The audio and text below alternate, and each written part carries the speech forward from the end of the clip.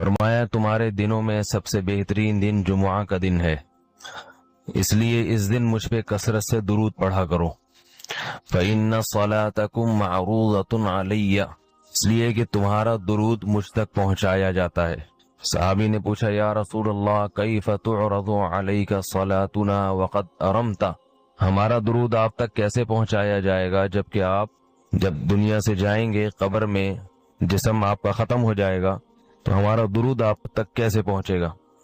تو آپ صلی اللہ علیہ وسلم نے فرمایا ان اللہ حرم علی الارض اجساد الانبیاء، اللہ تعالیٰ نے پیغمبروں کے جسموں پر زمین پر پیغمبروں کے جسموں کو حرام کر دیا۔ زمین کسی پیغمبر کے جسم کو کبھی ختم نہیں کرتی۔ تو یہ بھی امت کا اجماعی عقیدہ ہے کہ جتنے بھی انبیاء ہیں ان کے جسم بالکل سلامت رہتے ہیں۔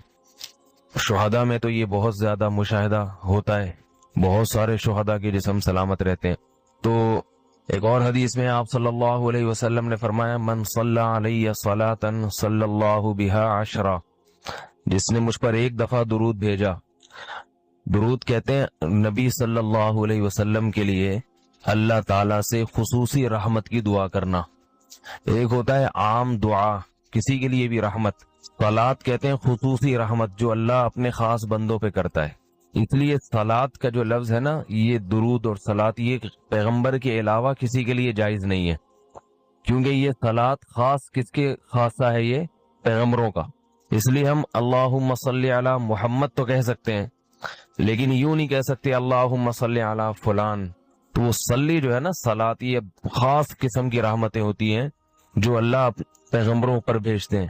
کبھی قرآن میں آتا ہے اولئک علیہم صلوات من ربہم ورحمہ، کہ جو لوگ صبر کرتے ہیں ان پر اللہ کی خصوصی رحمتیں بھی ہیں اور رحمت بھی ہے۔ تو پتہ چلا صلات اور رحمت میں فرق ہے۔ صلات اعلیٰ قسم کی رحمتوں کو کہتے ہیں۔ تو آپ صلی اللہ علیہ وسلم نے فرمایا جس نے میرے لیے ایک مرتبہ رحمت کی دعا کی، درود شریف پڑھا میرے لیے، تو اللہ اس پر 10 رحمتیں بھیجتے ہیں۔ اور جمعہ کے دن زیادہ فضیلت ہے درود شریف پڑھنے کی۔ البتہ یہ جو جمعہ کے دن میں حدیث مشہور ہے کہ 80 سال کے گناہ معاف ہوتے ہیں جمعہ کے دن درود پڑھنے سے، یہ حدیث سند کے لحاظ سے کمزور ہے۔ لیکن یہ جو میں نے حدیث پڑھی کہ جمعہ کا دن سب سے بہتر دن ہے، فَأَكْثِرُوا عَلَيَّ مِنَ الصَّلَاةِ فِيهِ، لہذا اس دن مجھ پہ کثرت سے درود پڑھا کرو، یہ بالکل صحیح حدیث ہے۔ تو جمعہ کے دن درود شریف کی اضافی فضیلت ہے۔ آج چونکہ جمعہ کا دن ہے اس لیے میں نے کہا کہ اس بارے میں تھوڑی سی بات کروں۔ ایک اور حدیث میں آتا ہے رسول اللہ صلی اللہ علیہ وسلم نے فرمایا لا تجعلوا قبری عیدا وصلوا علی فإن صلاتکم تبلغنی حیث کنتم، فرمایا میری قبر کو عیدگاہ نہ بناؤ۔ جیسے میلوں کی جگہ ہوتی ہے نا، میلے ٹھیلے، عید پہ جب سب لوگ جمع ہو کے خوشیاں مناتے ہیں، تو جیسے مزاروں پہ ہوتا ہے نا، قوالیاں ہو رہی ہیں اور یہ میلے ٹھیلے ہو رہے ہیں آج کل دیکھا ہے۔ تو پہلے زمانے میں بھی جب کوئی نیک آدمی دنیا سے جاتا تھا تو لوگ اس کی قبر پہ دھرنے مار کے بیٹھ جاتے تھے، اور وہ مجاور اور یہ سب جو ہمارے یہاں ہوتا ہے۔ تو آپ صلی اللہ علیہ وسلم نے منع کیا کہ میری قبر کے ساتھ یہ کچھ مت کرو، البتہ مجھ پہ درود پڑھا کرو، اور فرمایا کہ تم جہاں سے بھی درود پڑھو گے یہ مجھ تک پہنچے گا۔ اور حدیث میں رسول اللہ صلی اللہ علیہ وسلم نے فرمایا ما من احد یسلم علی الا رد اللہ علی روحی فارد علی، کہ جب بھی کوئی مجھ پر سلام بھیجتا ہے اللہ میری روح کو میرے جسم میں لوٹاتے ہیں اور میں اس کے سلام کا جواب دیتا ہوں۔ اب یہ کیسے ہوتا ہے؟ چونکہ یہ برزخی زندگی میں ہے، لہذا اس کی کیفیات میں اور گہرائی میں جانے کی اجازت نہیں ہے۔ جیسے اللہ بہتر سمجھتے ہیں یہ ہوتا ہے، اس کی حقیقت کا ہمیں علم پوری طرح نہیں ہے، برزخی زندگی ہے۔ اور حدیث میں آتا ہے رسول اللہ صلی اللہ علیہ وسلم نے فرمایا کہ رغم انف رجل ذکرت عنده فلم يصلی علی، اس شخص کی ناک خاک آلودہ ہو جائے جس کے سامنے میرا تذکرہ ہو اور وہ مجھ پہ درود نہ پڑے۔ ایک اور حدیث میں آپ صلی اللہ علیہ وسلم نے فرمایا البخیل من ذکرت عنده فلم يصلی علی، وہ شخص کنجوس ہے، بخیل ہے جس کے سامنے میرا نام آئے اور مجھ پہ درود نہ پڑے۔ یعنی اتنی بڑی شخصیت اور اتنے بڑے محسن اعظم کا تذکرہ آ رہا ہے اور اس کی زبان سے دعا بھی نہیں نکلتی، تو اس سے بڑا کنجوس دنیا میں کون ہو سکتا ہے؟ ایک اور حدیث میں آپ صلی اللہ علیہ وسلم نے ایک شخص کو دعا مانگتے ہوئے دیکھا جس نے درود شریف پڑھے بغیر دعا شروع کر دی، تو آپ صلی اللہ علیہ وسلم نے فرمایا اس نے دعا میں جلدی کی ہے۔ پھر فرمایا تم میں سے جب کسی شخص کو دعا مانگنی ہو تو پہلے اللہ کی حمد و ثنا پڑھے، پھر مجھ پر درود بھیجے۔ قرآن مجید میں بھی اللہ نے حکم دیا ان اللہ و ملائکتہ یصلون علی النبی، کہ اللہ اور اس کے فرشتے، اللہ بھی رحمت بھیجتے ہیں اور فرشتے بھی رحمت کی دعا کرتے ہیں۔ یا ایھا الذین آمنوا صلوا علیہ وسلموا تسلیما، اے ایمان والو تم بھی محمد صلی اللہ علیہ وسلم پر درود بھیجا کرو اور سلام بھیجا کرو۔ درود اور سلام میں فرق یہ ہے کہ درود اللہ کی رحمت، اور سلامت کہتے ہیں کہ ہر برائی سے، ہر مشکل سے، ہر مصیبت سے بچائیں۔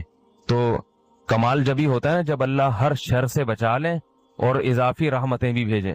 تو علماء نے درود شریف کی حکمتوں میں لکھا ہے کہ درود شریف جو اللہ نے ہمیں پڑھنے کا حکم دیا، اس کی بنیادی وجہ تو سب کو معلوم ہے کہ سب سے زیادہ احسانات اس کائنات میں اللہ کے بعد کس کے ہیں؟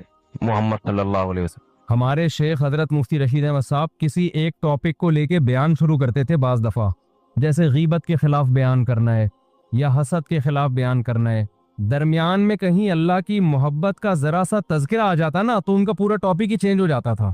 پھر وہ اللہ کی محبت میں اشعار پڑھنا شروع، ایک دم ان کی جو کیفیات ہیں وہ نظر آتا تھا چینج ہو گئی ہیں۔ بس اللہ کا نام لینے میں، اللہ کی صفات بیان کرنے میں، اللہ کی محبت کی باتوں میں ان کو بہت مزہ آتا تھا، تو وہ ٹاپک ہی چینج ہو جاتا تھا ان کا۔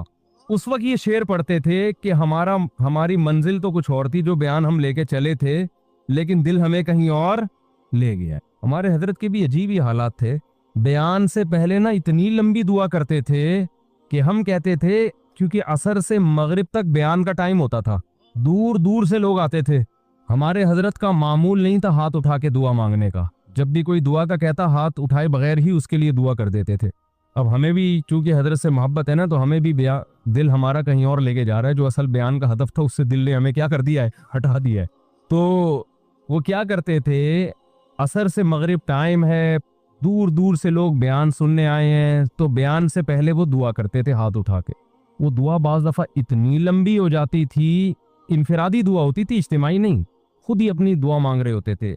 دعا یہی مانگتے تھے کہ اللہ بیان وہ کروا دے جس کی لوگوں کو ضرورت ہو۔ وہ بعض دفعہ اتنی لمبی دعا ہو جاتی تھی کہ بیان کے لیے ٹائم بہت تھوڑا بچتا تھا، تو ہمیں تھوڑا غصہ بھی آتا تھا، حیرانگی بھی ہوتی تھی کہ اتنی دور دور سے لوگ آئے ہیں، دعا تو آپ کسی اور ٹائم مانگ لینا، لیکن آپ تو دعا میں ہی سارا ٹائم لگا دیا آپ نے۔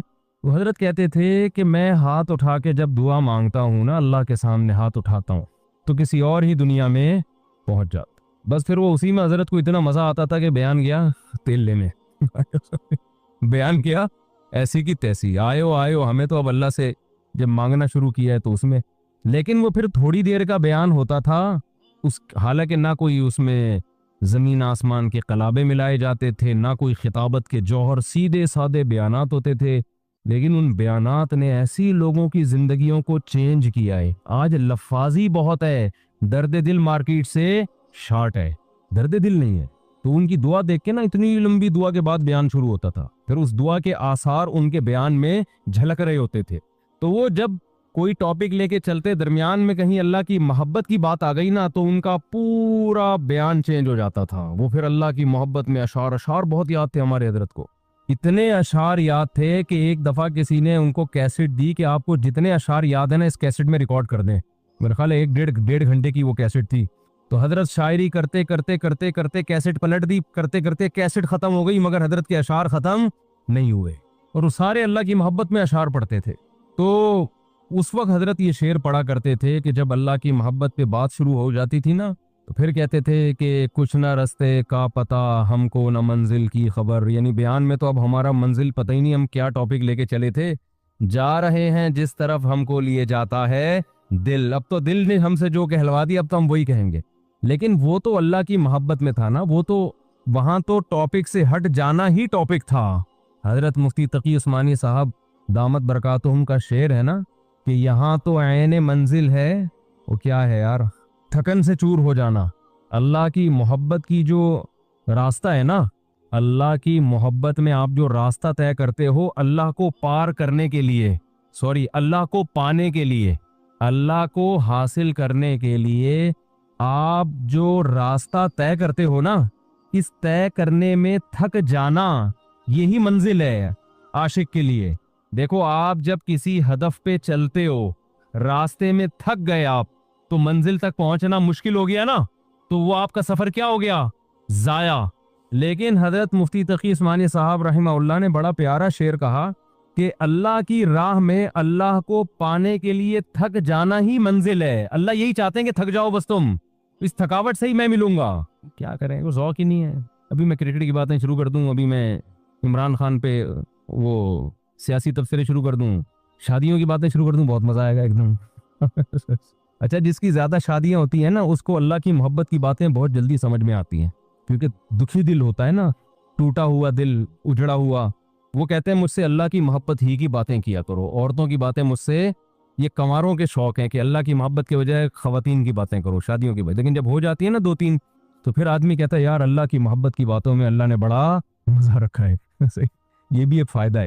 حضرت ایک اور شعر پڑھتے تھے, مجھے تو شاعری کا زیادہ ذوق نہیں ہے تو مجھے پورے شعر یاد نہیں رہے. وہ ایک اور شعر پڑھتے تھے, بس ایک بجلی سی پہلے کوندی, پھر آگے کی کچھ خبر نہیں ہے, مگر جو پہلو کو دیکھتا ہوں تو دل نہیں ہے جگر نہیں ہے. یعنی اللہ کی محبت میں ہم دل بھی گواہ بیٹھے اور جگر بھی. پہلو کو دیکھ رہے ہیں تو نہ دل نظر آ رہا ہے ہمیں, نہ جگر نظر آ رہا ہے.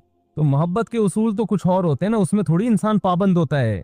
آپ نے اپنی محبوبہ کو ٹائم دیا 10 منٹ کا ملاقات کا, تو ایسا تھوڑی ہوگا آپ اینڈ ٹائم پہ پہنچے, ٹھیک اسٹاپ واچ لگا کے 10 منٹ کی میٹنگ ہوئی, اچھا جی میٹنگ برخاست, ہمارا آپس کی میٹنگ 10 منٹ کی طے ہوئی تھی, چلتے ہیں, آپ اپنا خیال رکھیے گا, مجھے بھی, میرا بھی رکشا کھڑا ہوا انتظار کر رہا ہے. ایسے ہوتا ہے وہاں؟ تو ٹائم ویسٹنگ ہی کیا ہے, مطلوب ہے وقت کا ضائع کرنا ہی عاشق کے لیے, کہ بھائی ٹائم ویسٹ کرو, ہمارے اس لیے ہیں.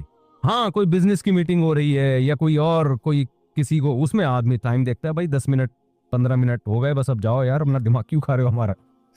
وہ بار بار میں واقعہ سناتا ہوں نا حضرت موسیٰ علیہ السلام والا.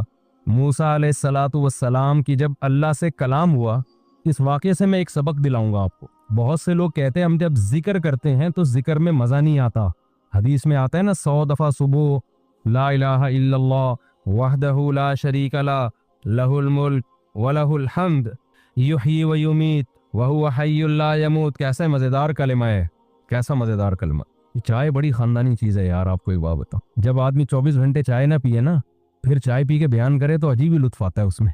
میں نے کافی دیر بعد اب چائے پی ہے نا, اور کڑک دودھ پتی, تو میری کھوپڑی ایک دم ایکٹیو ہو گئی آج.